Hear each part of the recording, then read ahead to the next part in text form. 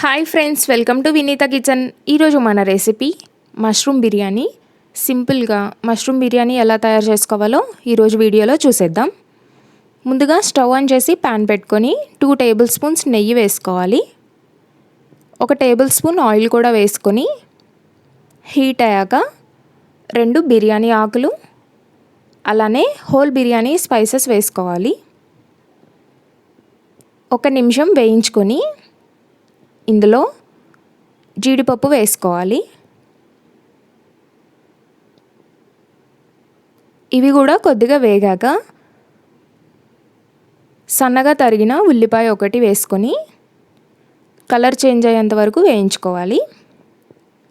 ఇవి వేగేలోపు చిన్న mixie jar తీసుకొని 1/2 టీ స్పూన్ సోంపు, 1 టీ స్పూన్ అల్లం వెల్లుల్లి పేస్ట్, 1/2 కప్పు పుదీనా వేసుకోవాలి. అలానే సన్నగా తరిగిన కొత్తిమీర 1/2 కప్పు, కారానికి తగినట్టు పచ్చిమిర్చి వేసుకొని తగినన్ని వాటర్ వేసుకొని పేస్ట్ లాగా గ్రైండ్ చేసుకోవాలి.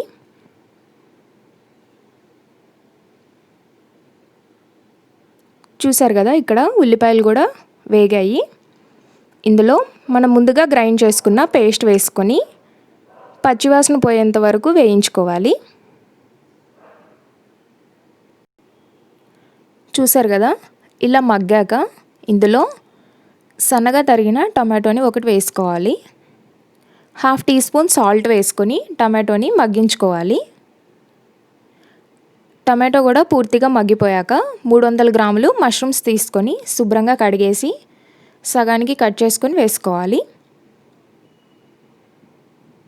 అంతా కలిసేలాగా కలుపుకొని 1/2 టీ స్పూన్ పసుపు, 1 టీ స్పూన్ ధనియాల పొడి, 1 టీ స్పూన్ గరం మసాలా పొడి, టేస్ట్కి తగినంత సాల్ట్ వేసుకొని అంతా కలిసేలాగా కలుపుకోవాలి. ఇలా కలిపేసుకొని 3 నిమిషాలు ఉంచుకుంటే మనకి మష్రూమ్స్ కూడా మగ్గిపోతాయి. చూసారు కదా, మష్రూమ్ కూడా బాగా ఉడికిపోయింది. ఇందులో అరగంట సేపు నానబెట్టుకున్న బాస్మతి రైస్ వేసుకోవాలి.